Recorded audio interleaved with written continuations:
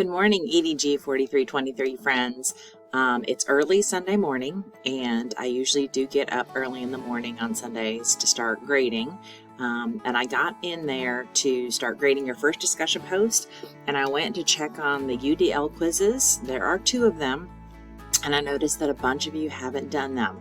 So I just want to make sure that you understand where they are and what to do. So I created this quick presentation that I hope you watch and that I hope is helpful. So to find your quizzes in this class, as I said in orientation, they're a little tiny bit different than other classes that you may have had. Other classes have this bar up across the top that say quizzes, but this actual course is run on an HP5 format, which means the quizzes are embedded for interaction. So you have to go actually into the modules, into the lesson. So it's kind of forcing you to read and to interact with the material that's online, embedded within the modules. So for the quizzes this past week, you had to open up Module 1, which was about growth mindset and universal design for learning. You had to go into Lesson 2. So Lesson 1 was on growth mindset, Lesson 2 was on universal design for learning.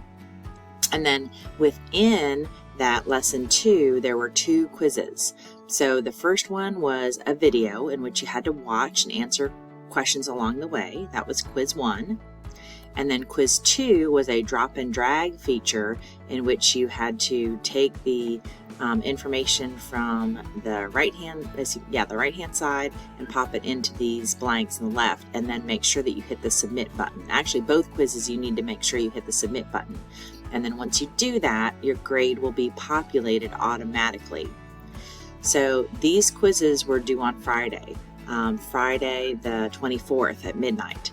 And so all quizzes are due on Fridays, and I have set it up in the course schedule, and the course schedule has hot links. So if you click on the link in the schedule, that will actually take you to the lesson that the quizzes are due. Now, in H5P, I don't set any deadlines, so you can go back and complete those quizzes.